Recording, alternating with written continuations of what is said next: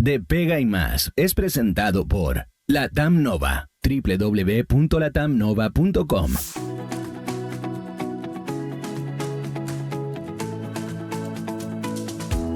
Hola, ¿cómo están? Qué gusto de verles nuevamente en este programa que está dedicado a tu pasión, a lo que tú haces, a lo que te gusta, a lo que te hace vibrar en la vida.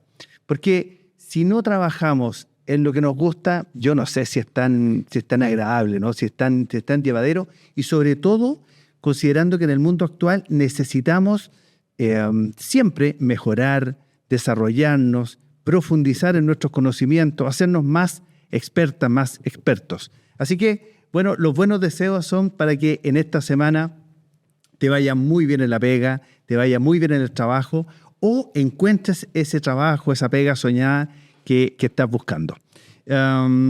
¿Sabes qué? Antes de entrar en materia, tenemos unos invitados realmente espectaculares.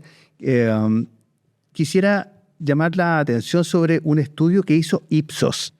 Pude acceder a este estudio y la verdad que es bien interesante lo que manifiesta. Este es un estudio sobre el comportamiento financiero y la estrategia financiera de los chilenos. Y bueno, salen cosas bien interesantes respecto de cómo los desafíos de la economía actual hacen que las personas vayan tomando decisiones para poder seguir viviendo, digamos.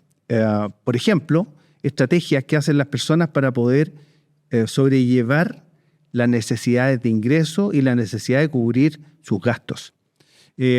Cosas interesantes que habla este estudio, por ejemplo, que las personas están tomando empleos parciales, de tiempo parcial, adicionales a su trabajo principal, digamos, como una forma de poder sobrellevarlo. Esto, sobre todo, en los estratos económicos más desfavorecidos. Esos estratos están volcándose hacia ese tipo de actividades, por ejemplo, actividades de delivery, qué sé yo, donde van complementando los ingresos de su trabajo principal.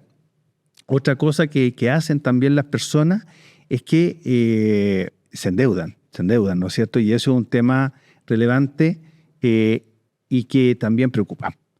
Esperemos que eso se pueda ir resolviendo porque necesitamos una economía más vigorosa para que las personas puedan sostener el consumo que realmente desean. En los estratos más altos, y ahí hay un cambio en la forma en que las personas enfrentan este desafío, ¿no es cierto?, de sobrellevar y llegar a fin de mes, es que las personas ajustan su gasto, ajustan su consumo, reducen, por ejemplo, las actividades de ocio. Ahí entonces los restaurantes sufren porque en el fondo pueden las personas, ¿no es cierto?, decir, mira, no vamos a ir al restaurante, nos quedamos comiendo en casa. Y también lo otro que hacen las personas con estándar económico más alto, bueno, hacen uso de su ahorro. Y eso también uno puede decir, bueno, para eso están los ahorros, pero es que las personas se van descapitalizando, se van debilitando su salud financiera y eso es problemático para la economía. Pero bueno, esas son las estrategias que tienen las personas que estamos usando, ¿no es cierto?, acá en Chile para sobrellevar un momento económico que claramente es desafiante y que evidentemente se ve reflejado en todas las actividades económicas. Ya hablaba, ¿no es cierto?, como les decía, de que las personas reducen la ida a los restaurantes o quizás modifican sus actividades para el ocio o quizás consumen productos pero ya no tan premium, ¿no es cierto?, sino que más económicos. Bueno, vamos tomando decisiones financieras para ir sobrellevando este desafío. Obviamente, todos los sectores económicos se ven más impactados, ¿no es cierto?, cuando la actividad económica se hace más lenta, pero no sé si están de acuerdo conmigo, pero hay uno que especialmente se ve afectado, que es el comercio. Uno ve, ¿no es cierto?, que las personas están tomando decisiones para poder hacer rendir su presupuesto y llegar a fin de mes. Y para conversar de eso, de cuáles son las estrategias, ¿no es cierto?, que están llevando a cabo las personas, pero sobre todo las estrategias que el comercio también está desarrollando para poder enfrentar este desafío económico, ¿no es cierto? Estamos con el gerente de estudios de la Cámara de Comercio de Santiago, que gentilmente ha querido participar y estar conversando contigo, conversando conmigo en De Pegue y Más. Estamos con George Lever. Muchas gracias, George, por estar en De Pegue y Más. Muchas gracias a ti, Alberto, por la invitación. Oye, George, bueno, no sé si comparte esta, como te dijera, denominación que yo he hecho, que estamos en un momento desafiante en términos económicos. Sí, yo creo que probablemente, si uno mira las cifras en general, hay de dulce y de gras, digamos, ¿no? Hay buenos desempeños de la economía en general respecto a las expectativas que teníamos. La economía este año se encamina hacia un crecimiento en torno al 2,4%, que está, yo diría, en el límite, de hecho, de las capacidades actuales de crecimiento. Por lo tanto, en general no ha sido un mal año, pero no ha sido igual para todos los sectores, no ha sido igual para todos los hogares, y sobre todo las preocupaciones tienen que ver con el tema laboral, ¿no es cierto? Hemos visto, si bien crecimientos importantes en los últimos años de los salarios reales, hemos visto también una pérdida de capacidad de generación de empleo. Entonces, al final lo que vamos teniendo es que en promedio los salarios de las personas que tienen empleo han ido aumentando a tasas razonablemente altas comparadas con la historia reciente, pero el empleo no lo ha hecho de la misma forma. De hecho, esta cifra de economía que yo te mencionaba, el crecimiento de la economía, 2,4%, históricamente hubiese sido capaz de generar más empleo del que ha generado en esta ocasión. Y yo te diría que la principal debilidad que vemos desde ese punto de vista, y tomando un poco los comentarios que tú introducías, tiene que ver con esa capacidad de creación de empleo, efectivamente. Algunos sectores bastante resentidos desde ese punto de vista. Y bueno, evidentemente hay factores que nos indican que las empresas o el sector productivo en general está entrando en una etapa o en un ciclo en el que es capaz de generar los mismos niveles de producción que lo hacía en el pasado, pero con menos recursos humanos, con menos personas. Y eso tiene muchas explicaciones. Por supuesto, uno puede hablar de la automatización, ¿no es cierto?, que es un factor importantísimo en el mercado laboral y productivo, pero también tiene una dimensión regulatoria que nos preocupa muchísimo, porque todos los análisis, incluido esta última polémica que se generó por los comentarios del informe de política monetaria del Banco Central que apuntaban a ese factor, todos los antecedentes muestran que esta especie de avalancha regulatoria que hemos tenido en los últimos años en materia laboral ha afectado seriamente la capacidad de generación de empleo de la economía. Es que se hace pesado, se hace complejo la contratación de personas. Pensémoslo en una gran empresa, implica, ¿no es cierto?, una serie de elementos que tiene que considerar el empleador al momento de contratar. Pero si eso lo llevamos, que ya es desafiante para una gran empresa, para una pyme, para una empresa de 4 o 5 personas, créeme que realmente es muy, muy, muy desafiante, se hace muy pesado. Y bueno, y está la inteligencia artificial, está la automatización, como tú lo mencionas. De todas maneras, fíjate que leí un estudio el otro día que hablaba sobre este fenómeno de cómo la empresa y la economía puede crecer y ya no mueve el empleo. Ya no mueve el empleo. Ese es un fenómeno general y que parece que en Chile, tú dices, se agudiza aún más, se profundiza por este exceso de regulación. Sí, hay un cambio estructural, estamos viendo un ciclo histórico. Uno de los cambios más importantes que hemos tenido en términos de la forma en que una economía produce los bienes y servicios y toda la cadena que hay hacia atrás, ¿no es cierto? Y lo que vemos en general es que lo que históricamente llamamos factor capital, pero pensemos en tecnología, ¿no es cierto?, ha tomado un rol protagónico en los esquemas productivos y, por una parte, ha desarrollado capacidades que antes no habíamos visto. Es decir, la automatización hoy día, que la vemos en el día a día en nuestros propios hábitos, ¿no es cierto?, como personas, ¿no es cierto?, lo que hacen, no sé, plataformas como ChatGPT o Copilot o muchas otras, ¿no es cierto?, Waze para trasladarnos, que también utiliza inteligencia artificial, etcétera. Por una parte tenemos un aumento en la potencia gigantesco y por otra parte tenemos una reducción permanente de costos, porque en la medida en que estas nuevas tecnologías se empiezan a masificar, a estandarizar, empiezan a disminuir sus costos, ¿no es cierto? Eso lo vemos desde el punto de vista de las herramientas tecnológicas que utilicemos para producir. Pero por otro lado, en el caso del mercado laboral, la productividad en nuestro país al menos está totalmente estancada ya por más de 10 años y vemos que los costos aumentan, siguen aumentando. Las últimas alzas del salario mínimo, sin ir más lejos, ya que estábamos hablando de las empresas más pequeñas, acumularon casi un 25% en un par de años, con una inflación que aumentó en torno al 4%, entonces, y con una productividad estancada. Entonces, en términos relativos, ¿qué ocurre? Que el empleo o la mano de obra se hace más cara que una tecnología que cada vez tiene más capacidades. Entonces, eso evidentemente que empuja a un reemplazo por un tema competitivo simplemente. O sea, si no lo hace mi empresa, lo hace la de al lado. Exacto. O si no lo hago, no soy capaz de abordar estos nuevos costos laborales que siguen aumentando, porque ahora este año empezó el primer punto de la cotización adicional por primera vez de cargo del empleador, y los 7 puntos que va a completar en los próximos años son todos de cargo del empleador. Entonces, la estructura de costos de las empresas en algunos casos ya no es capaz de resistirlo si no toma otro tipo de medidas. Y lamentablemente ese tipo de medidas tienen que ver con un deterioro en la capacidad de generar empleo, que es lo que tú decías. Es decir, por cada dólar que genera esta economía en producto, cada vez se ocupa menos mano de obra. Y eso es lo realmente preocupante, porque si tenemos un mercado laboral que se debilita, que pierde relevancia dentro de nuestra vida productiva, entramos en un círculo vicioso, digamos, en que tenemos una economía que no es viable. O sea, necesitamos que efectivamente hayan ingresos para el bienestar, para el consumo, etcétera, ¿no es cierto? Si eso no ocurre, estamos definitivamente en problemas. Totalmente. Ahora si conectamos lo que tú mencionas con el informe, con este estudio de Ipsos, que yo lo encontré muy refrescante, ¿no es cierto? Porque nos abre un poquito las puertas y las ventanas de las casas de las chilenas, de los chilenos, para entender cómo están sobrellevando esta situación.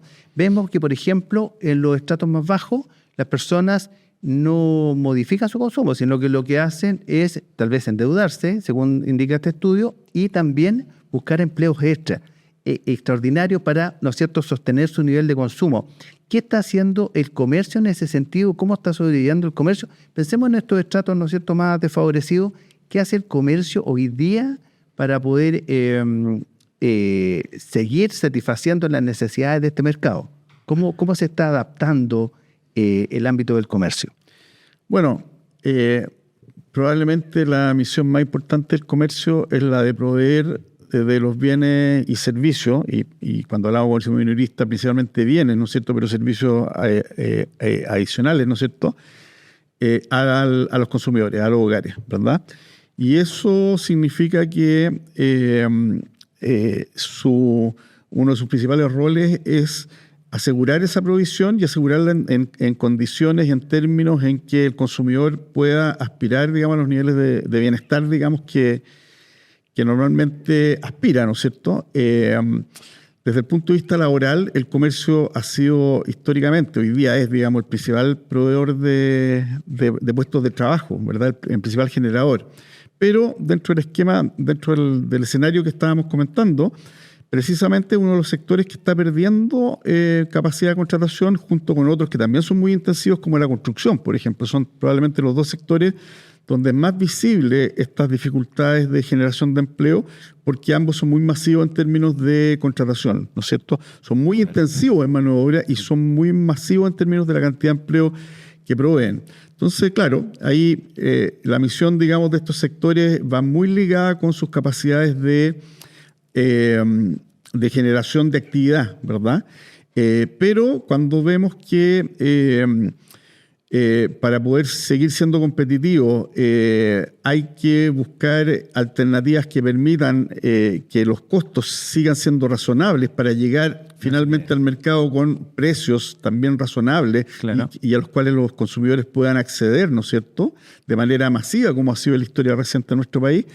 Eso, claro, genera esta complejidad que yo te mencionaba, que finalmente es una economía circular, ¿no es cierto? Es decir, disminuyen las posibilidades de generación de empleo, eso hace que disminuyan las capacidades de consumo, ¿no es cierto?, pero para mantener esas capacidades de consumo también se requiere que los precios sigan un curso razonable, y eso requiere a su vez que los costos de producción estén alineados con eso, ¿verdad? Entonces es un escenario que yo diría que es complejo, pero que de la mano también de probablemente esta transformación tecnológica, social, económica que estamos viviendo, tenemos la esperanza, digamos, de que pueda generar las condiciones para, por ejemplo, lo que tú mencionabas, si tenemos un esquema laboral suficientemente flexible y moderno, que es lo que nos está faltando, las posibilidades de poder trabajar o tener más fuentes de empleo que puede proporcionar la economía se van a multiplicar. Totalmente. Qué interesante y qué gráfico lo ha representado en este elemento circular que a veces las personas no lo tenemos tan claro, pero mira qué significativo. Tú dices, las personas necesitan llegar a fin de mes y para eso necesitan un comercio, ¿no es cierto?, que les provea servicios y productos competitivos. Perfecto. Entonces, pueden llegar a fin de mes con el ajuste del comercio, pero este comercio, para poder lograrlo, necesita tecnologizarse y tal vez reducir puestos de trabajo, porque si no, le dan los números, ¿no es cierto? Y entonces, y ahí vemos cómo el empleo y el comercio están súper relacionados, porque en el fondo, si no están contratando lo suficiente, entonces son esas mismas personas las que van al comercio a comprar. ¿Cuánto es el porcentaje de ¿cómo se llama?, de la fuerza de trabajo que hoy día trabaja en el ámbito del comercio? ¿Existe como una cifra más o menos, un porcentaje? Sí, en torno al 18 o 20% históricamente. O sea, muy significativo. Es muy significativo dentro del empleo privado, ¿no es cierto? Y ese rol, digamos, un rol que también es importante proteger. Cuando uno habla del comercio, uno tiende a escuchar, a imaginarse como al gran retail, ¿no es cierto? Pero la mayor parte, por lejos del comercio, o sea, de las unidades económicas, empresariales, ¿no es cierto?, son pequeños comercios. De hecho, muchas de estas ocupaciones que tú mencionabas, la mayoría de las personas que buscan una fuente alternativa de ingresos o que definitivamente a la espera de un empleo formal deciden autoemplearse, digamos, de manera informal, gran parte de esos puestos de trabajo son en el comercio, porque el comercio es la actividad más fácil a la que uno puede dedicarse de manera incluso temporal, ¿no es cierto? Entonces, eso es lo que nos genera el problema paralelo, ¿no es cierto?, que es el de la informalidad en el comercio, que hoy día es una informalidad mucho más dura, mucho más compleja que la que teníamos hace algunas décadas atrás, ¿no es cierto? Entonces, claro, tenemos un gran sector generador de empleo, pero por otra parte tenemos niveles de informalidad muy altos y tenemos muchas empresas muy vulnerables, que es toda la capa de la microempresa y pequeña empresa del comercio, que son muy vulnerables y a las cuales, cuando tú les afectas en forma significativa su estructura de costos, y a veces esos cambios de la estructura de costos pueden tener múltiples motivos, pero cuando el motivo es un motivo regulatorio, o sea, por ejemplo, cuando te dicen, mire, usted tiene que subir en un 25% su salario, ahí afectamos ya no solamente la capacidad de generación de empleo de una empresa viable, sino que eventualmente esa empresa deja de ser viable, desaparece, y no es que perdió capacidad de generar empleo, sino que ya no genera empleo y se perdieron los empleos que tenía y los que iba a generar, ¿no es cierto? Eso es algo que uno siempre tiene que tener a la vista cuando hace este tipo de análisis, porque esas mismas microempresas muchas veces se originan de esta necesidad de generar ingresos adicionales o de generar una fuente de ingresos de los hogares que puede partir de manera informal y puede permanecer informal, lo que es un problema para la economía en general, o se puede transformar en un emprendimiento formal, ¿no es cierto? El problema es que si tú con ese nivel de vulnerabilidad partes como informal, te empieza a ir bien, te conviertes en formal y te llega y te das cuenta que en el escenario formal tienes que cumplir con una serie de costos que son desproporcionados, claro, ahí primero desaparecen los incentivos a formalizarte y segundo, probablemente desaparecen las posibilidades de que seas una empresa viable. Fíjate que si bien en los últimos años se ha hecho alguna distinción, ¿no es cierto?, por ejemplo, el tema impositivo, que no es menor, digamos, entre la gran empresa y la empresa más pequeñita, ¿no es cierto?, han habido ciertas distinciones y esas distinciones yo creo que son agradecidas por las personas, pero creo que no es suficiente. No sé si compartes tú, no es suficiente porque la realidad que vive una gran empresa, la forma en que puede incorporar tecnología a gran escala, con costos muy bajos, ¿no es cierto? Esa economía, ¿no es cierto?, de escala, pero eso no lo puede hacer el pequeño comercio, no lo puede hacer el pequeño emprendedor. ¿Tú sientes hoy día o compartes, digamos, lo que menciono en términos de que quizás la legislación o las reglas del juego no están hechas para distinguir las diferencias en las empresas? Y cuando hablamos de una gran empresa, perfecto, pero es que no existe gran empresa y empresa muy pequeña, existen varios tipos de empresas. Y si estás de acuerdo, ¿qué modificaciones tú crees que se podrían hacer, por lo menos en el ámbito del comercio? Porque hay empresas pequeñitas, ¿no es cierto?, que pasan de la informalidad a la formalidad, luego se formalizan. Si por algún motivo, por ejemplo, lo que tú mencionabas, ¿no es cierto?, se hace inviable esa empresa, esas personas van a caer en la informalidad y van a seguir al mercado laboral a buscar trabajo como con otras personas más. Entonces, ¿qué diferencias debiesen haber, si es que debiesen, en las empresas para poder acompañar este proceso de crecimiento? Que parece que en Chile o somos grandes o somos chicos, pero el tránsito se hace bastante rudo. Sí, a nosotros nos gusta mucho el modelo del monotributo que impulsó el exministro Marcel, que lamentablemente quedó atrapado en el pacto tributario, porque es una medida que en su propio mérito es una medida necesaria. Es decir, yo la habría sacado de ese paquete, que era difícil que se llegara, digamos, a un acuerdo por las dinámicas de la política misma, ¿no es cierto? Y lo habría impulsado como una política independiente.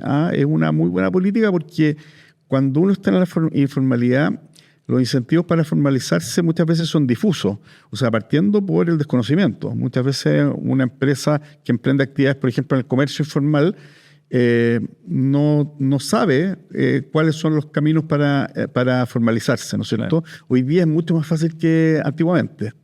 Hoy día está la empresa en un día, ¿no es cierto? Las figuras, digamos, unipersonales, etcétera.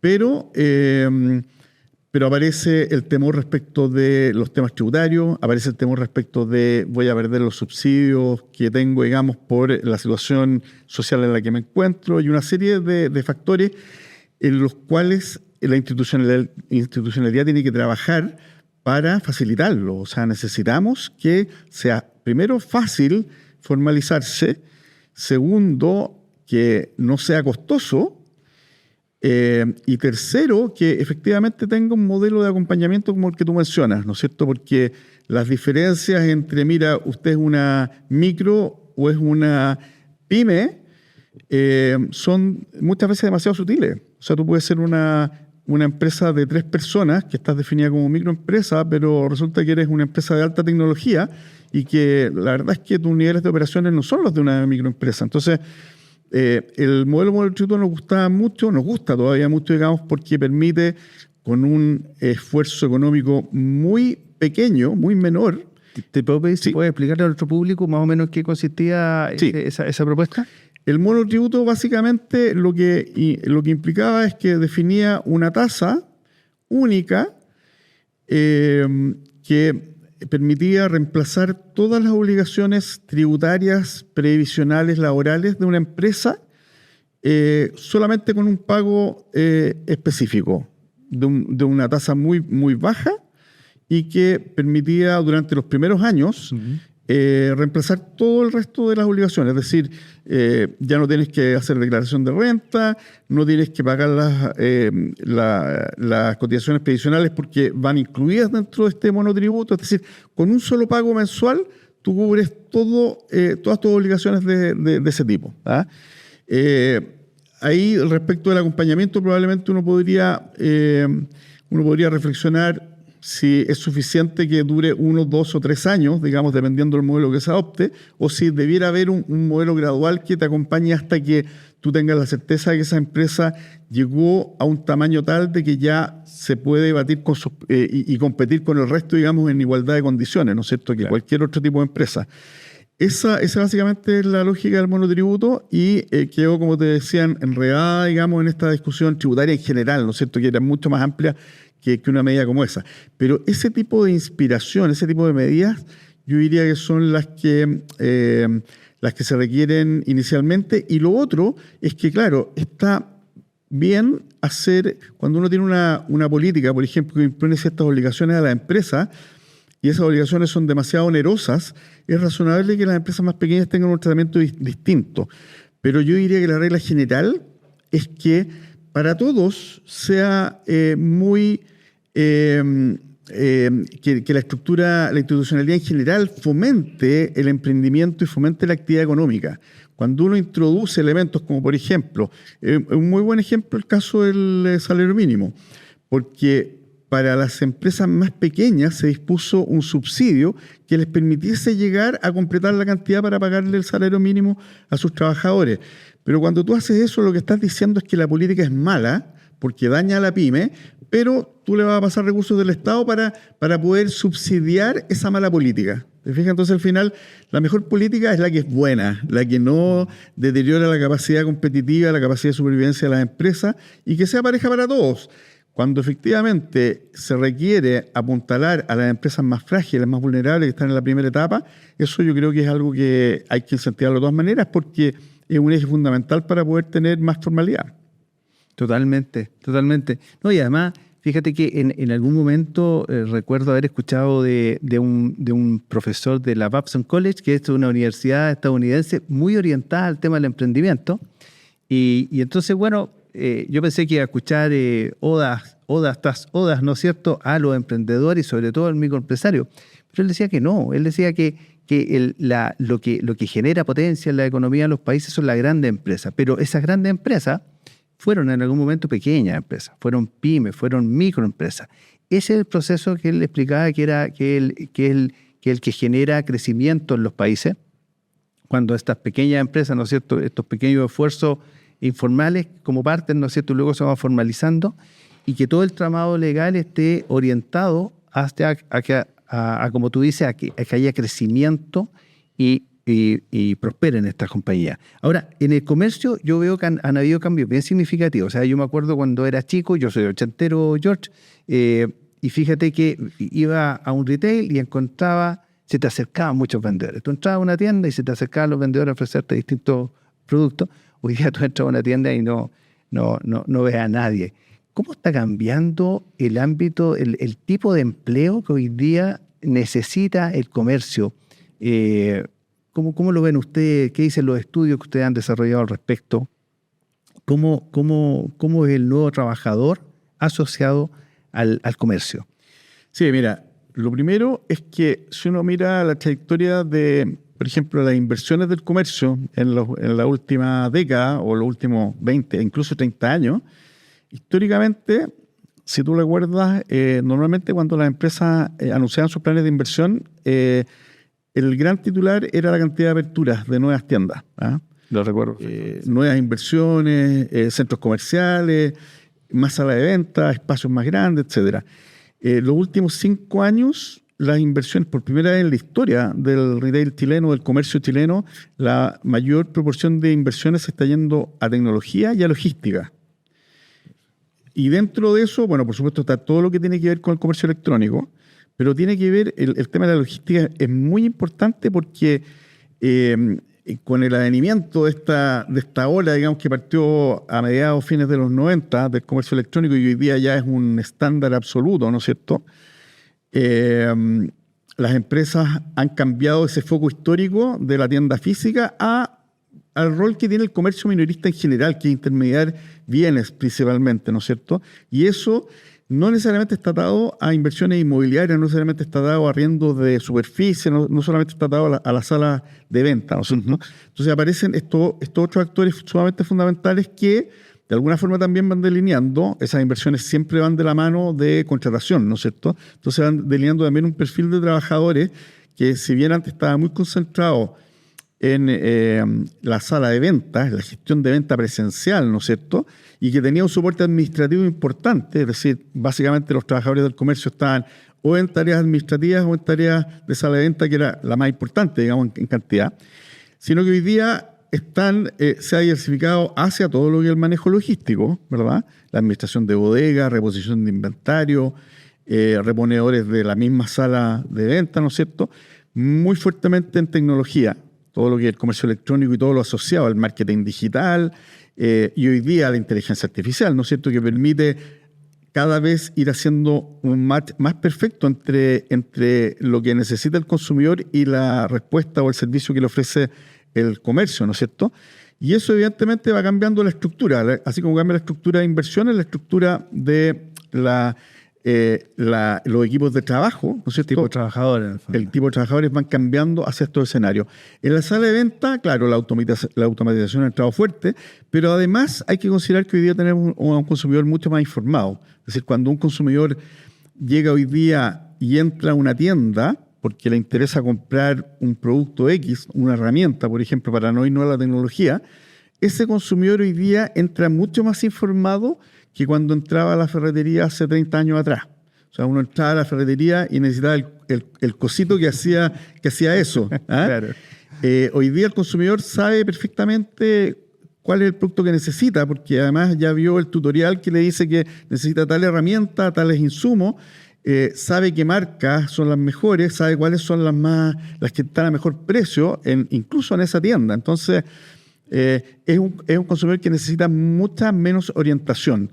Se mantiene el rol, yo diría, de acompañamiento y que le da una ventaja competitiva, por ejemplo, a cierto tipo de comercio más pequeño, ¿cierto? Sigamos con el ejemplo de la ferretería versus esta gran multitienda o tienda especializada en artículos de la construcción, ¿no es cierto? Claro. O equipamiento de hogar. Sigue manteniendo esa ventaja del conocimiento, ¿no es cierto? Y de la atención muy personalizada, presencial.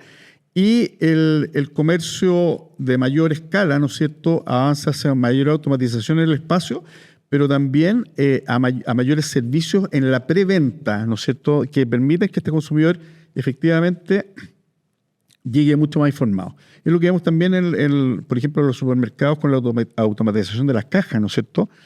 Probablemente esos trabajadores que antes tenían una fuente de empleo mucho más masiva, que era el cajero de supermercado, ¿no es cierto? Hoy día, por unidad de venta se requieren menos cajeros, porque hay una parte de automatización muy importante que requiere, por cierto, supervisión. A todos nos ha pasado que estamos en esa zona y tenemos algún problema y alguien está ahí para ayudarnos, ¿no es cierto? Es un cargo que antes no existía, ¿no es cierto?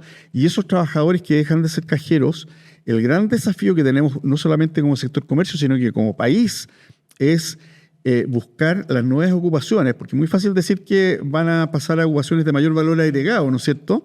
Menos automatizadas, pero tenemos que crear las condiciones para que eso ocurra, ¿no es cierto? Y es uno de los desafíos que tiene, entre otros sectores, el mismo comercio. ¿Qué está haciendo el comercio en ese sentido? ¿Cuáles son las maneras que lo está sobrellevando? Porque hay una presión, ¿no es cierto?, también hay fuerte. No creo que una empresa pueda prescindir de los trabajadores o de ciertos trabajadores y eso no le genera un impacto, ¿no es cierto? Las empresas tratan de mantenerlo, ¿no es cierto?, me imagino, y que sea productivo para la organización. ¿Qué hace la empresa hoy día, el sector comercio, como para poder sobrellevar esta necesaria adaptación al cambio de estos trabajadores?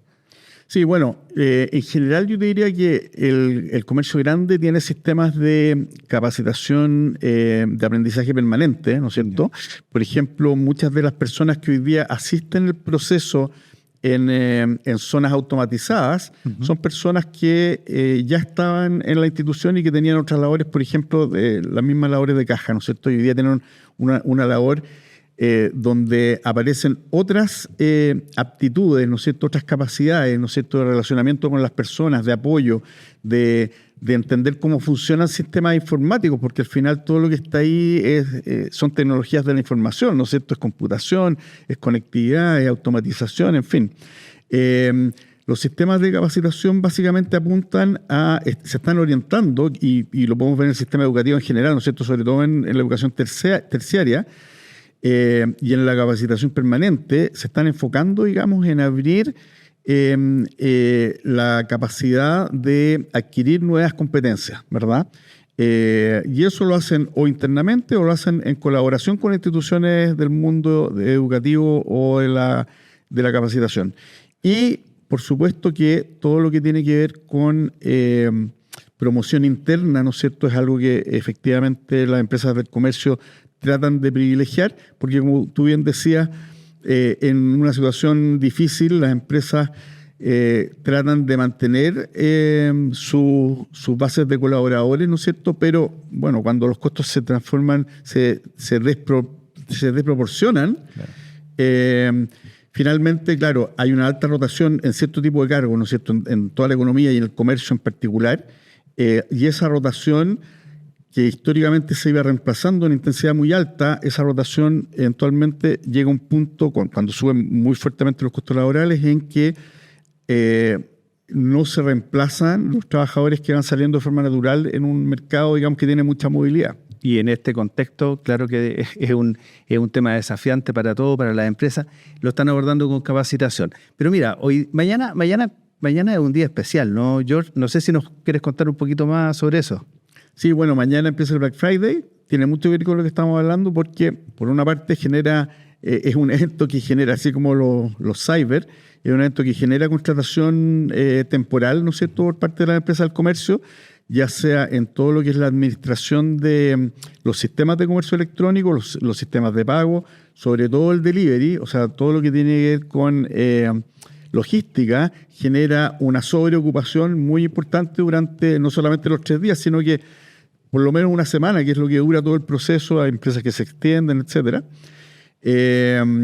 Pero además genera oportunidades de buenos precios para esos consumidores que, claro que sí, han visto como el costo de la vida, ¿no es cierto?, ha ido aumentando en los últimos años. Si bien la inflación se ha ido moderando y hemos tenido buenas noticias de forma más reciente sobre la inflación, los niveles de precio hoy día, por un tema de costo, de estructura de costo global incluso, son más altos de los que veíamos hace 5 o 6 años atrás, ¿no es cierto? Entonces, siempre que hay una buena oportunidad de ofertas, de precios, sobre todo con la cercanía que tenemos de Navidad, que generan a su vez más contratación de personal temporal, pero también generan gastos ineludibles de parte de las familias, ¿no es cierto? Sí, es una buena oportunidad y por lo tanto la invitación es a aprovechar, digamos, las oportunidades que van a haber. Ojo, no solamente este evento donde no solamente está el comercio electrónico, sino que también está el comercio físico. Comercio físico. Por lo tanto, toda esta movilización que ocurre, productiva, laboral, comercial, afecta también al comercio físico y eso es una buena noticia. Parte mañana 28 y se extiende hasta... Se extiende hasta el lunes. Hay empresas que extienden ahí de manera, digamos, espontánea. Muchas empresas ya tienen la costumbre de extenderse, pero la cita oficial, digamos, son esos 3 días fundamentales, ¿no es cierto? Buenísimo, buenísimo. Con esta tremenda noticia y la oportunidad de aprovechar, ¿no es cierto?, de este Black Friday para sobrellevar también el desafío de la Navidad que se nos viene con todo este año y en este contexto. Así que queremos agradecer a George por haber acompañado a todo el público, a todos los seguidores de Pegue Más. Muchas gracias, Alberto. Encantado. Muchas gracias por la invitación. Por favor. Y a ustedes, sigamos, vamos a unos comerciales y volvemos, que tenemos más de Pega y Más. En un mundo donde el conocimiento marca la diferencia, LATAM Nova ayuda a las empresas y organizaciones a materializar su estrategia, formando el capital humano que necesitan para lograrlo. Con sus 6 áreas especializadas de capacitación, más su innovador modelo de multiplataformas con formatos flexibles que se adaptan a la operación y a la cultura de cada organización, LATAM Nova es crecer con conocimiento. Ingresa hoy a latamnova.com y descubre todo lo que puede hacer por tu organización. De Pega y Más cuenta con el apoyo de Reconecta, la plataforma digital del Directorio Nacional de Empresas y Ejecutivos que impulsa la visibilidad empresarial y conecta compañías y ejecutivos para abrir nuevas oportunidades de conversación, colaboración y negocios en Chile y el exterior. Ingresa ya a www.red-medioconecta.com. Estamos de vuelta nuevamente y con un cafecito, con un rico café, porque tenemos muchas preguntas y seguimos vinculados al comercio, al dinamismo del comercio, a lo entretenido del comercio, que se pone entretenido en nuestro país en estas fechas, ya cuando se empieza a acercar la Navidad, y entonces las tiendas, ¿no es cierto?, ponen sus mejores productos, las cosas más llamativas, y todas las novedades, ¿no es cierto?, la novedad del año, para los regalones, todas esas cosas surgen en estas fechas, surgen cuando se empieza a acercar la Navidad. Y para seguir hablando, ¿no es cierto?, de lo que impulsa el trabajo en un sector tan importante como es el comercio, hemos querido también poder conversar nada más ni nada menos con el presidente de la Cámara Nacional de Comercio, el señor José Pacomio. José, muchísimas gracias por estar nuevamente en De Pegue y Más. ¿Cómo está, Alberto? Es siempre un gusto poder acompañarlo, aprovechar de estos espacios para educar también sobre, no solamente uno, a mí me toca representar a 3 sectores, que el comercio, los servicios también, que son muy esenciales, y el turismo, que otra industria, a propósito de lo que señalabas al inicio, de lo entretenido que se pone este sector, el comercio, pero también el turismo, dado que es temporada alta, es una industria muy, muy entretenida, además de ser una industria verde, una industria amigable, y que contrata además muchísimas mujeres y muchísimos jóvenes. Así que es una de las industrias que también me encanta representar. Pero fantástico. Bueno, de eso vamos a hablar, José, de cómo, ¿no es cierto?, qué se puede hacer para impulsar el comercio, para impulsar los servicios, para impulsar el turismo en Chile, porque lo necesitamos. Necesitamos más actividad para llenar esos puestos, ¿no es cierto?, esas personas que están hoy día, que pertenecen a ese casi 9% que está buscando empleo y que no lo encuentra. Entonces, veamos cómo el comercio puede contribuir a ello. ¿Cuáles son los desafíos? Y nos vamos a terreno inmediatamente, José. ¿Cuáles son los desafíos actuales? Llevémoslo, sé, ¿no es cierto?, que agrupa estas 3 áreas, ¿no es cierto?, comercio, servicio y turismo, pero vámonos al comercio. ¿Cuáles son los desafíos actuales del comercio, según tu punto de vista? ¿Dónde está el dolor hoy en el ámbito del comercio, José? Yo puedo comentarte, Alberto, de la bandera más actual que tenemos, que es el cierre del comercio, el funcionamiento del comercio durante elecciones. Ahí para contextualizar respecto a esto y a quienes nos escuchan y nos ven, durante los procesos eleccionarios no pueden operar los establecimientos administrados bajo una misma razón social, vale decir, malls, strip center, galerías, caracoles. Y yo siempre hago mención de este tipo de estructuras como caracoles, galerías, porque son muy comunes aún de encontrar en regiones. Yo, siendo región, por supuesto que debo relevar, esa es mi misión también dentro de este rol, relevar, por supuesto, a mis regiones. Si miramos Concepción, más de 40 galerías, Temuco, más de 26 galerías, entonces Viña del Mar igual. Entonces son realidades que sí existen en regiones, y por supuesto que hemos visto con mayor actividad también lo que está pasando en el centro de Santiago, galerías también revitalizadas, estamos muy contentos además por eso. Pero este tipo de comercio no puede funcionar durante elecciones. Y acá es importante también aclarar algo que siempre ha estado en la nebulosa, diría yo, tratando desde el mundo político, quizás como argumento para votar lo que nosotros hemos querido levantar, que es la operación normal del comercio. Se han mal utilizado diría yo, un argumento que no es cierto. Hoy día los grandes centros comerciales, los malls, están compuestos en un 80% por pymes. ¿Por qué? Lo conversábamos antes de entrar. Porque hoy día muchos de ellos son franquicias, son también alguien que quiso jubilarse, alguien que quiso invertir en una franquicia y se instaló, y debe, por supuesto, cumplir con las condiciones que la marca le ha exigido. Por ende, dejar de operar un día, por supuesto que es una pérdida tremenda. No nos olvidemos también, Alberto, que este tipo de comercio, a ver, yo me gusta llevarlo un poco, como siempre digo, la pelota al piso. Veamos lo que es una paquetería en regiones. Típica tienda donde encontrábamos de todo, desde una aguja, zapatos, pelotas, juguetes, en fin. Típica paquetería, nosotros vemos, genera un puesto de trabajo, 2 puestos de trabajo. Si nosotros hacemos la suma de las paqueterías que existen en Chile, nos da la razón y nos da de alguna forma este papel como el primer empleador de Chile. ¿Es el comercio el primer empleador de Chile?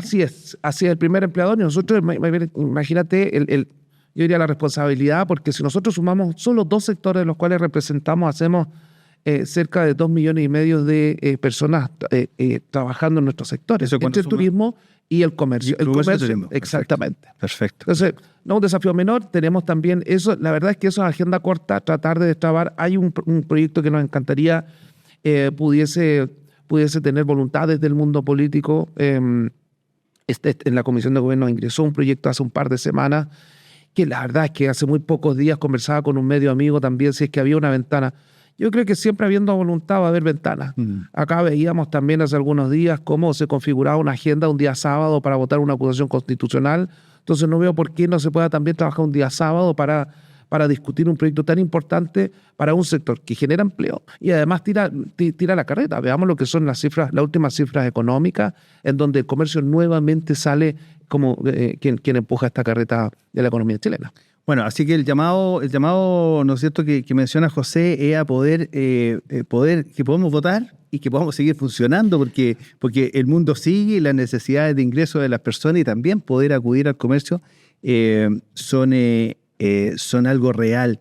Ahora, cuando te tuvimos por primera vez en De Pegue y Más, José, conversamos sobre otro desafío bien relevante y yo quisiera ver cómo eso ha evolucionado.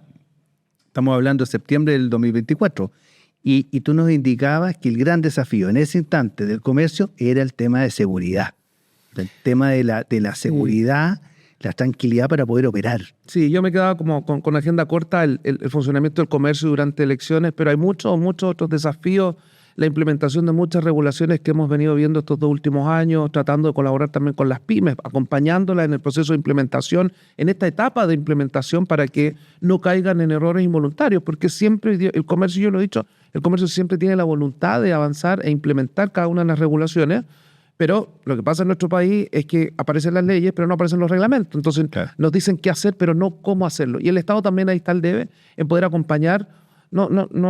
No solamente hablo por las pymes del comercio, hablo por las pymes de Chile, en realidad, para poder implementar de buena forma esas regulaciones. Hoy día, las regulaciones que tenemos en etapa de implementación es otro de los desafíos. Perfecto. Tenemos también, por supuesto, un escenario político importante, un cambio de gestión. Llega un nuevo presidente que se instala, presidente o presidenta que se instala en marzo. Por ende, hay que acompañar también la nueva gestión, lo que va a significar abrir una agenda con los distintos ministros, porque creo que el espíritu de los gremios está en acompañar, hacer saber, por supuesto, que representar los intereses de sus asociados, pero también acompañar con propuestas, como yo siempre lo he dicho. Nadie se puede restar de alguna discusión, debemos estar en todas las discusiones, y para eso tenemos que construir argumentos técnicos, argumentos robustos para poder aportar en cualquiera de las discusiones que se vayan dando. Son nuevas autoridades que probablemente poca experiencia puedan tener algunos de ellos en sectores como los nuestros, por ende tenemos que saber llegar donde ellos, explicarles cuáles son nuestros dolores y urgencias y por supuesto con propuestas para poder avanzar. La seguridad, nosotros, sí, es cierto, hemos nosotros sido el gremio y así lo reconocen las autoridades de seguridad, el subsecretario, el ministro Cordero también, que somos el gremio que tiene la bandera de seguridad hoy día en términos de comercio e industrias. Y así lo hemos querido nosotros institucionalizar a través de un observatorio de comercio ilícito y seguridad, en donde yo hablo de un espacio bastante virtuoso, porque es donde nosotros convocamos, en primer lugar, al sector privado. Esto es una mesa de trabajo, pero llevada y convocada por el sector privado, por nosotros. Es decir, nosotros planificamos, nosotros medimos y nosotros evaluamos también cuáles son las iniciativas que funcionan y cuáles no, por ende tienen que ser desechadas. Y miramos, y luego también convocamos a los servicios públicos. Acá tenemos sentado en una mesa desde las policías, Servicio de Impuesto Interno, que es un gran colaborador, yo tengo que decirlo, un gran colaborador, pero también tenemos aduanas, gran colaborador también en este trabajo. En fin, se me quedan muchos, pero yo creo que no tenemos hoy día, tenemos a INAPI sentado, ISP también, entonces, en fin, los municipios. Entonces es un espacio bastante virtuoso en donde nosotros hemos podido construir en base a argumentos de cada uno y aporte de cada uno de los integrantes de esta mesa, por supuesto que con propuestas de cada una de las veredas. Entonces acá aparece el problema y luego los actores que incumbentes en la mesa comienzan a entregar propuestas de cómo atacar o cómo hacer frente a este problema. Y así es como hemos ido construyendo propuestas. Nuestra encuesta de victimización es otra propuesta y creo que lo que nos genera argumentos técnicos también, una encuesta de victimización que lleva más de 10 años. Y ahí es interesante ver lo que está pasando con esa encuesta. Nosotros comenzamos hace más de 10 años midiendo el robo hormiga. Claro. O sea, Eso ya no, ese era el tema hace 10 años. hace 10 años era tema robo hormiga, era una preocupación del comercio. Hoy día estamos midiendo desde la extorsión, los robos en ruta. La verdad es que una encuesta que hacemos a nivel nacional 2 veces al año, y es un insumo que hoy día también nuestras autoridades han tomado muy en serio y que esperan estos resultados también, lo que de alguna forma también ayuda a robustecer todas las discusiones. Seguridad no es solamente un tema del comercio, es un tema país, y así lo hemos asumido nosotros con mucha responsabilidad también, y así lo han entendido también nuestras autoridades. Probablemente yo suelo sonar algo crítico, pero yo creo que nosotros no podemos quedar ciegos frente a esta realidad que estamos viviendo, y probablemente a ratos inacción de nuestras autoridades, pero ese es el papel que me toca jugar a mí. Ese es el rol que yo tengo hoy día. Y desde luego, y además creo yo que si ¿no es cierto?, uno es representado en su actividad, ¿no es cierto?, representado por un liderazgo, uno lo que espera, ¿no es cierto?, es que las realidades, las vivencias, los problemas puedan ser rescatados y puedan ser trabajados en términos prácticos, con soluciones concretas, y aquí el Estado juega un rol clave. ¿Cuáles han sido, en esa misma línea, cuáles han sido quizás los logros que se pueden haber tenido en términos como de tema de seguridad? Desde que conversamos hasta ahora, ¿qué cosas tú dices? Fíjate que estas cosas, en esto hemos tenido avances. Desde luego, ¿no es cierto?, nos estás contando la forma de organización, esa mirada múltiple, ¿no es cierto?, para observar la realidad del comercio. Nos gustaría que desde el gobierno central existiese mayor acción o mayores acciones tácticas. Eso nos ha faltado. Hace un par de días se instala una fuerza de tarea con una mirada nacional y con una mesa también central, en donde una gobernanza de la cual la Cámara Nacional de Comercio es parte también, y nuestros gremios regionales van a ser parte también de estas fuerzas de tarea para trabajar por contrabando y comercio ilícito. Nos hubiese gustado a nosotros haber cumplido también con lo que el presidente nos proponía hace cerca de 2 años y medio, que era avanzar sobre una política nacional contra el comercio ilícito. Esto era darle pantalones largos a una discusión que nosotros permanentemente tenemos. Y lo que hace esa política básicamente es lograr la coordinación obligada de todos los organismos que intervienen en este tipo de fenómenos. Hablamos de aduana, servicio de impuesto interno, los municipios, involucrarlos de forma obligada en esto. Esta política se trabajó con el ex subsecretario Vergara durante cerca de un año. Estuvimos trabajando en regiones, levantando insumos, observaciones también del comercio y de otros sectores también. Se construye el borrador, y la verdad es que nos encontramos con sorpresa que está guardado en un escritorio y que no ha avanzado. Luego se nos presenta una especie de plan, luego una estrategia, y vamos bajando el nivel y terminamos con una fuerza de tarea. Entonces, yo lo decía hace muy pocos días, cuando se instala el desgano de participar en esto, no significa que nos vamos a retirar, al contrario, vamos a seguir colaborando, pero me hubiese gustado que la política hubiese visto la luz. ¿Y por qué la política? Y lo conversábamos con las autoridades, porque una política trasciende gobiernos.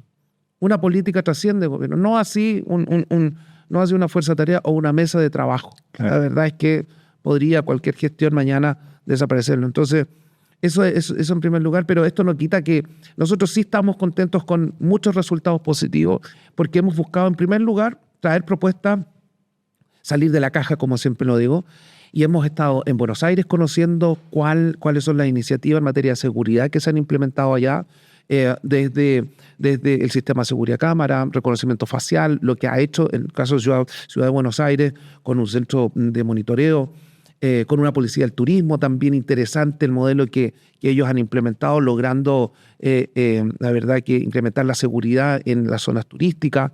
Vemos lo que pasa en el microcentro de Buenos Aires, mucha seguridad, se puede andar la verdad que ha tenido un cambio importante estos 2 últimos años.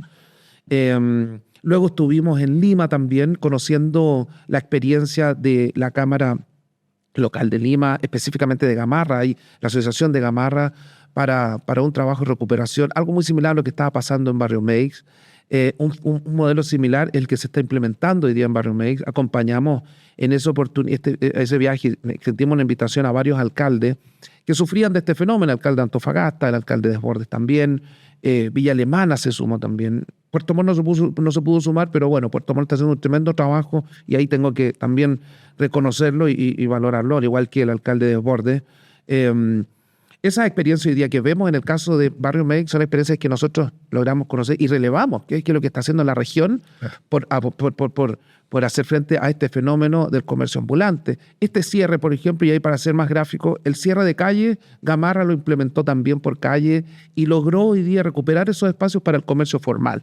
Y para el consumidor también, que finalmente genera un espacio mucho más seguro, un espacio mucho más amigable.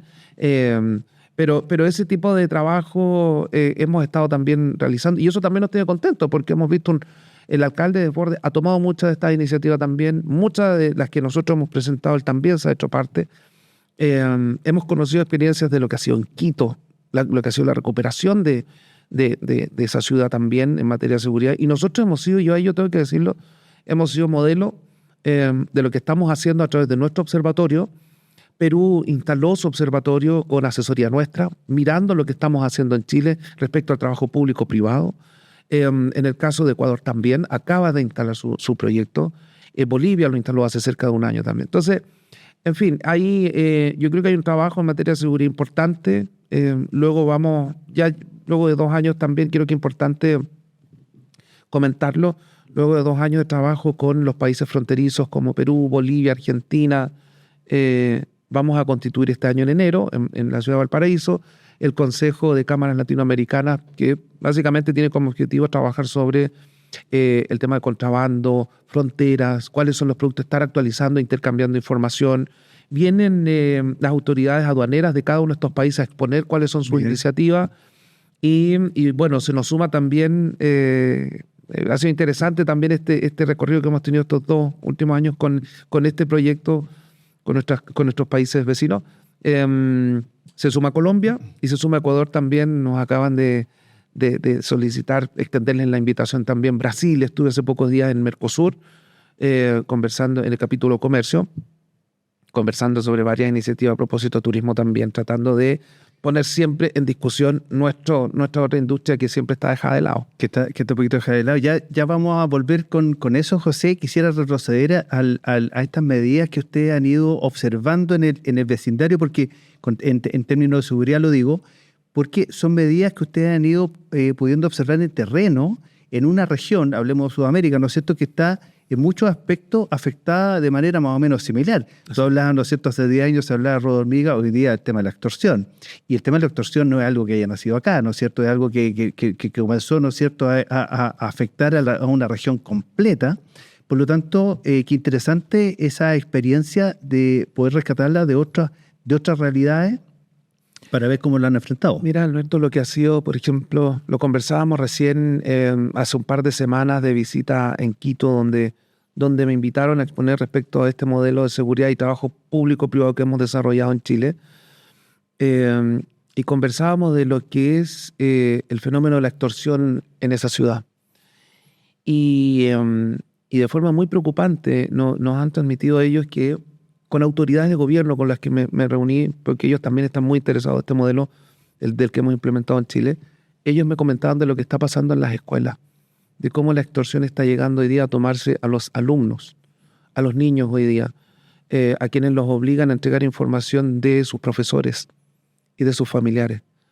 Eso, la verdad es que esas realidades nos obligan a nosotros a poner mayor urgencia en todas las discusiones que tengamos trabadas en el Congreso, porque no queremos que mañana nuestros niños estén afectados por esto, a quienes los obligan a entregar información de, por ejemplo, fecha de pago de los sueldos de sus profesores para poder delinquir. En fin, esta es una red que sigue creciendo. El fenómeno del crimen organizado está tomándose muchos espacios, lamentablemente, y por eso es que yo creo que es importante, y aprovecho cada uno de los espacios con los medios, de hacer el llamado a los consumidores respecto a una de las banderas también que tenemos nosotros históricas del comercio ambulante, del comercio informal en la calle. Este comercio ambulante es parte de un crimen organizado y muchas personas pueden no entenderlo Hoy día lo que ven en la calle, en el suelo, en primer lugar, para poder importar ese volumen de productos, tiene que existir un presupuesto importante. Segundo, tiene que existir una cadena logística para su distribución, para su bodegaje. Entonces, si no, veamos el ejemplo, y aquí muchas veces mi equipo tiende a reírse de este ejemplo, pero porque lo utilizo muchísimo, pero es muy gráfico. Lo que pasa con los vendedores de paraguas cuando llueve. En 5 minutos tenemos todas las esquinas con vendedores de paraguas. O sea, Eso habla de una red. Entonces, claro. aquí el llamado al consumidor, de verdad, que comprenda lo que está financiando al comprar ese paraguas en la calle, que es inyectar recursos a estas bandas que están detrás de todo esto. Y bueno, no ha sido menor la discusión en muchos fenómenos que nos han llevado a abordar, pero acá creo que hay herramientas, creo que hay, insisto, tiene que haber mucha voluntad desde el mundo político. En realidad, ahora que vamos a tener un gran cambio en el Congreso, por Dios que el llamado tenemos que hacerlo con mayor fuerza, que avancemos en discusiones que están muy trabadas. Miremos lo que es la discusión de reconocimiento facial en Chile. Y aquí es una discusión que tenemos, y junto a todo el mundo tecnológico hemos sostenido esta conversación. ¿Por qué no avanzar en tecnología para hoy día hacer frente a la inseguridad que existe? Reconocimiento facial. Argentina, y ahí conocemos esa realidad. En Argentina, cuando se comienza a hablar de esto hace varios años, hubo mucha resistencia de parte de la opinión pública. ¿Y por qué? Porque se tenía muy poca información al respecto. Entonces, lo que pensaba el argentino, el ciudadano de a pie, el ciudadano común y corriente, que todos sus datos iban a estar disponibles para esta red o para este sistema. Y no es así. Lo que queda disponible para hacer el cruce con reconocimiento facial es la información de los delincuentes. Esa base es la que se pone a disposición para poder reconocerlo en la calle, poder reconocer a esta persona. Entonces, creo que esa es una discusión que se debiese abrir, porque imagínate tener una plaza, a un alcalde, entregarle este tipo de herramientas para que pueda administrar la seguridad de una plaza pública con reconocimiento facial. Por Dios que les haría fácil el trabajo. Pero fíjate que ahí estamos tocando un tema que lo hemos discutido en otras oportunidades, en términos del uso tecnológico y los avances. Requiere una forma de pensar, creencias distintas. Y ahí estamos hablando en qué creemos los chilenos, ¿no es cierto? ¿Por qué te lo menciono? Porque muchas de estas medidas implican trabajar el tema cultural, trabajar la forma en lo que consideramos bueno y lo que consideramos malo también. Por ejemplo, me toca usar mucho el metro. Nosotros sabemos que el comercio ilegal, ¿no es cierto?, es inconveniente, que afecta, y tú has sido claro en señalar que aquí no hay personas que están operando, como te dijera yo, quizás la persona que está vendiendo ahí puede estar en una situación más desfavorable, pero detrás de ello hay toda una mafia, hay personas multimillonarias, ¿no es cierto?, que están operando. Pero, ¿cuál es la sensación que tienen las personas respecto a esa persona que extiende un paño en el metro y que todavía lo hace? O sea, creo que me parece una competencia absolutamente desleal con las personas que están pagando sus derechos, ¿no es cierto?, que están pagando un arriendo, que están pagando todos sus impuestos, sus obligaciones, y que todavía puede convivir a vista y paciencia de todo. Creo que, no sé si tú lo compartes, pero yo siento que, y quiero saber tu opinión, creo que nos falta todavía o no sé si nos falta, o se ha instalado una especie de buenismo que muchas veces uno lo ve en los matinales y dice, pobrecita la persona, mira que le sacan sus cosas, qué sé yo. Oye, pero esa persona está vendiendo de una manera ilegal, no está respetando a la otra persona, quizás que está pagando todos sus derechos, que está haciendo un esfuerzo. Entonces, ¿no nos pasa un poquito también elementos culturales, digamos, lo que creemos, lo que valoramos y lo que no valoramos? Yo o sea, no puedo estar más de acuerdo contigo, Alberto, pero acá yo lo he dicho en otras oportunidades. En Chile hemos romantizado, luego de pandemia, luego del estallido social, hemos romantizado un sinnúmero de fenómenos en Chile, y el fenómeno de comercio ambulante también ha sido romantizado en Chile. Acá lo que no entiende mucha gente que compra en la calle es que al comprar en la calle está afectando a este emprendedor, a esta señora que se instaló con su tienda en el barrio, con su tienda de lanas, con su tienda de artículos del hogar, con artículos de cumpleaños. La verdad es que no lo comprenden. No comprenden, porque esta señora que se instaló en la esquina de su casa dando empleo a otra persona, tiene que pagar un permiso municipal, paga sus impuestos, en fin, paga quizá un arriendo, los servicios básicos también. Y eso muchas veces la gente o el consumidor no lo ve. Este consumidor también que es parte, que se hace parte de estas redes, al comprar en la calle, no ve lo que hay detrás. Entonces, creo que esas son las realidades que nosotros tenemos que mostrar muchas veces, hablar mucho de esto y seguir, y es parte también de la pega nuestra, mostrar hoy día ese tipo de realidades. Por eso a mí me encanta en realidad hablar mucho de lo que pasa en regiones, porque esa es otra realidad. Acá solamente Santiago se concentra menos del 50% de Chile. Tenemos otro 50%, un 60% en regiones distribuidas. Y esas son otras realidades de verdad. Ahí es donde encontramos a esta paquetería que yo comentaba recién, claro, a esta tienda de lana, que se ve afectado por todos los fenómenos de seguridad, por las sobreregulaciones, por este comercio ambulante, y que además un consumidor que compra en la calle y que termina además perjudicándolo muchísimo más, colaborando con este comercio ambulante, que además de desleal, por supuesto, porque imposible no tenga mejores tarifas o mejores precios si no paga ningún permiso, no cumple con ningún impuesto, no da trabajo tampoco. Y además, importante siempre recordar que la presencia de este tipo de comercio lo que termina generando son espacios muy inseguros para los propios consumidores. Hemos visto en regiones también, hemos visto en muchas ciudades, centro de Santiago también, hace algunos días lo que pasaba con una pelea entre dos vendedores ambulantes, uno terminó fallecido. Vemos las peleas que son muy comunes. Entonces, esto de utilizar los espacios comunes de todos nosotros, la verdad es que es lamentable, y yo creo que eso también los chilenos tenemos que entenderlo como la realidad que es y la afectación que tiene al comercio formal, pero insisto, a este comercio de barrio, a esta señora de la tienda de lana, a esta señora que tiene una paquetería, a ellos está hoy día afectando. Totalmente, totalmente. Y mira, qué interesante como tú lo planteas, la romantización quizás de estas situaciones que no nos favorecen, no nos hacen bien y que tenemos que combatirlas. Antes de ese punto estabas tocando el tema del comercio, ¿no es cierto?, un ámbito fundamental de la Cámara Nacional de Comercio, ¿no es cierto?, el turismo.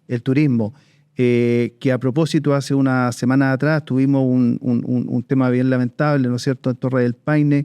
¿Cómo es la realidad hoy día el turismo en Chile? Una industria que yo recuerdo cuando era joven, aspirábamos a llegar a, 500.000 visitantes extranjeros, me acuerdo, y hoy día ya esas cifras han quedado pero absolutamente pulverizadas. ¿Cómo es la realidad hoy día el turismo en Chile? José, ¿cómo lo ves tú?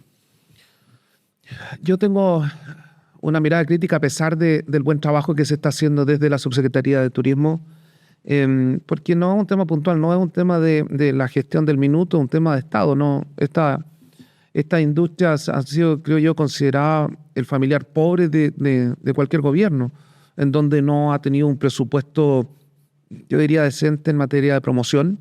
Nosotros mantenemos en turismo un presupuesto cercano a los $8 millones hace varios años. No ha habido un incremento en esto.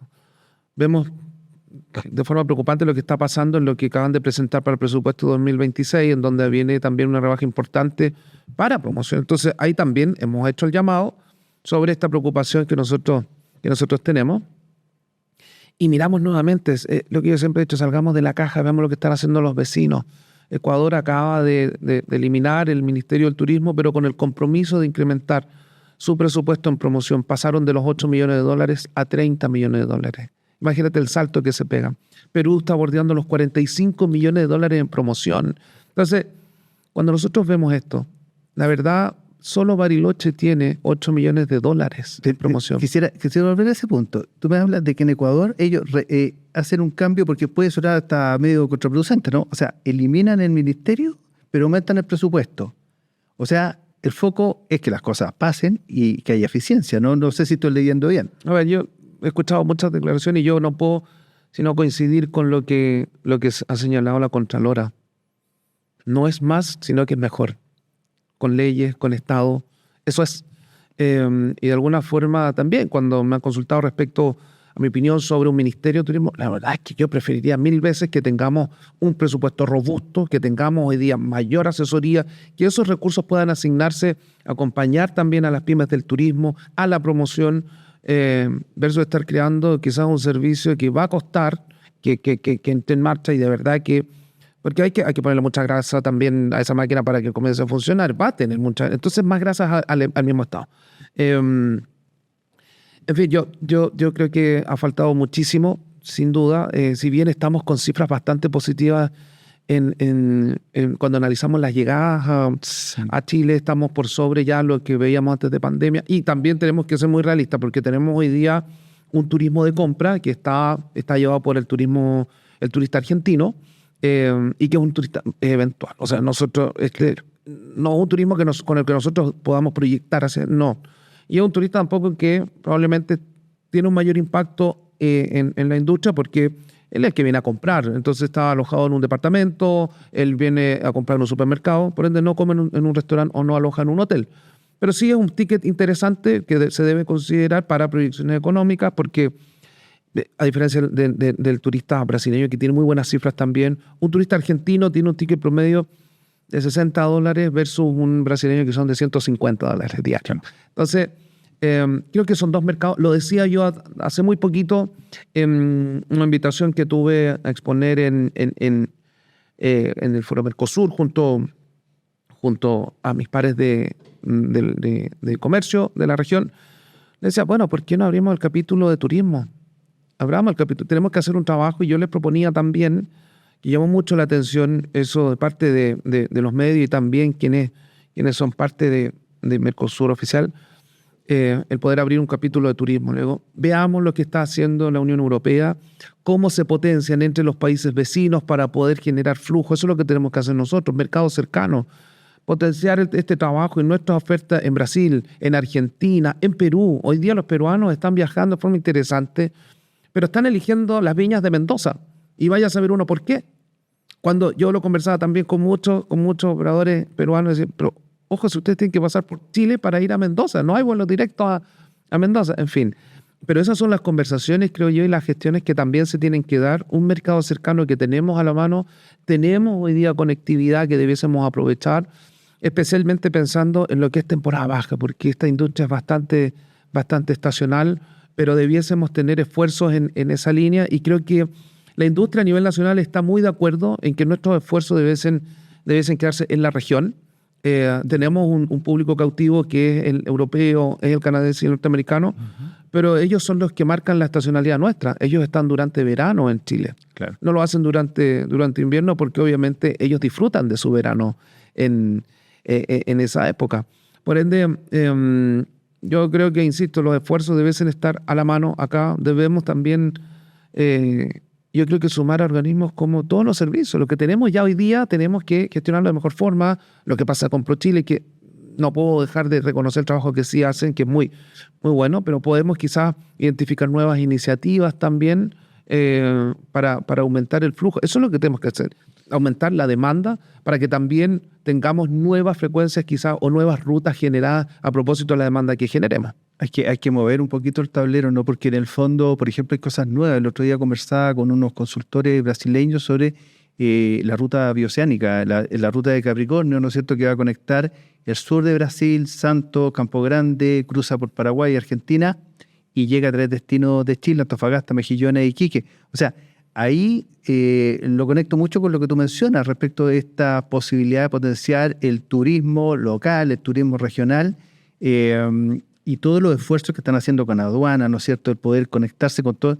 Eso es clave, pues, porque para que fluya el comercio y fluyan los turistas, necesitan estas instituciones estar coordinadas. Hemos visto, bueno, estuve también visitando en otra oportunidad el desarrollo portuario que tiene Perú. Chancay, estuve en el puerto también conociendo esa experiencia, que yo creo que nos deja muchas lecciones también. Estamos muy atrasados en Chile con esas discusiones.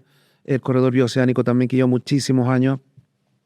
En una conversación hace muy poco me entero de un proyecto que va a impulsar Bolivia ahora para poder tener un tren junto a Brasil y poder llegar a Chancay también. Hay inversionistas interesados ya en ese proyecto, por ende, que nos dejaría a nosotros, nos restaría del movimiento de carga, por ejemplo, o de poder atraer carga a nuestros puertos. Puertos, aeropuertos, es necesario tener una gobernanza aeroportuaria que nos permita tomar decisiones frente a crisis, por ejemplo, lo que estábamos viendo con SAC. Si bien nosotros mantenemos mucho vínculo con los distintos organismos frente a una crisis, lo que pasaba, veíamos hace un tiempo en el Paso de los Libertadores, diciembre del año pasado, 27, 28 horas esperando, la verdad, para poder cruzar, un atochamiento increíble. Y ahí teníamos que activar también. Son todos esos temas que nos toca representar y atender también. Pero bueno, dada la buena relación que tenemos respuesta rápida. Pero para esto yo insisto, creo que también lo hemos dejado como desafío para el 2026, poder generar una gobernanza aeroportuaria que nos permita, yo creo que destrabar de forma mucho más rápida las crisis que se puedan presentar, tanto en nuestros aeropuertos frente a algún paro, alguna huelga que tengamos, como también en nuestros pasos fronterizos y puertos también. Es algo que no existe y que es algo que hemos conversado muchísimas veces. Esta gobernanza nos permitiría tomar las decisiones de minuto en forma oportuna también para poder hacer frente a esto y que no tengamos consecuencias finalmente en el comercio. Acá, desinformación también. Muchas veces dicen, no, pero si los camiones que están detenidos en una aduana, finalmente el comercio es el que se ve perjudicado. No. Quien no recibió ese producto finalmente, ¿quién es? Es el consumidor final. Entonces, también que se entienda desde la otra vereda, desde la vereda del consumidor, cuál es la afectación que tiene él. Nosotros finalmente, el comercio, somos unos facilitadores entre un productor y un vendedor. ¿Qué es lo que en el último minuto, José, estamos a puerta de un cambio de gobierno, de una nueva presidenta o presidente? ¿Cuáles son, qué es lo que ustedes quisieran impulsar? Bueno, no solamente un nuevo presidente o presidente, sino que también han habido cambios en el Parlamento. ¿Cuáles son las medidas que ustedes quisieran, ¿no es cierto?, que estos nuevos representantes puedan materializar por lo urgente, por lo necesario en torno al comercio, los servicios y el turismo? Bueno, sin duda, yo creo que el factor seguridad es el factor habilitante para cualquier economía. Yo creo que ese debiese ser el tema. Por supuesto que crecimiento lo hemos nosotros también, lo hemos dicho a través de nuestras propuestas, entregamos propuestas a todos los candidatos presidenciales un minuto, siendo muy, muy ejecutivos, identificando urgencias y dolores. Cada una de ellas también con un semáforo, cuáles son las que podrían mover la aguja el primer y segundo año. Hicimos un trabajo de joyería, tengo que decirlo también, y fue muy bien recibido por los candidatos. Algunas, yo espero que estas propuestas también vengan dentro de los programas, hemos visto algunas ya, pero que de verdad le hacen sentido porque son muy, muy sectoriales las propuestas que nosotros entregamos. Y yo la verdad es que creo que seguridad es uno de los temas, crecimiento sin duda, necesitamos hoy día destrabar muchas iniciativas, permisología fue un gran avance, el proyecto de permisos sectoriales, pero necesitamos avanzar sobre otros proyectos que también están en discusión. Y nada, yo creo que dejar de lado de alguna forma la sobreregulación innecesaria. Ha habido, diría yo, sobre esta sobreregulación una ideología vestida de voluntad, diría yo. Muchas mesas de trabajo que terminan solamente frenando avanzar con cada una de estas soluciones. Yo espero, la verdad, vamos a, como insisto, seguir colaborando como siempre, pero espero que esos sean los focos para lo que viene la próxima gestión. Directrices muy claras las que José plantea para las próximas, ¿no es cierto?, la autoridad que lidere nuestro país, porque, tal como conversábamos al inicio, las personas necesitan llegar a fin de mes y hoy día están reestructurando la forma en que invierten su dinero, cómo lo gastan, hacen doble trabajo, etcétera, etcétera, porque la economía está siendo desafiada. Con todos estos comentarios, con todas estas iniciativas, despedimos a José Pacomio y le agradecemos la presencia en DPG MEA. Muchas gracias, José, por haber estado nuevamente con nosotros. A ustedes por la invitación. Siempre es un gusto poder aprovechar estos espacios para educar a nuestros consumidores, poder llegar también, si bien yo tengo una agenda directa con nuestras autoridades, pero creo que la opinión pública tiene que tener todos los antecedentes que yo llevo a la mesa con nuestras autoridades también. Así es, muchísimas gracias, José. Y con ustedes te invito a comentar este capítulo, a compartirlo, a disfrutarlo y a acompañarnos también la próxima semana. Que estén muy bien.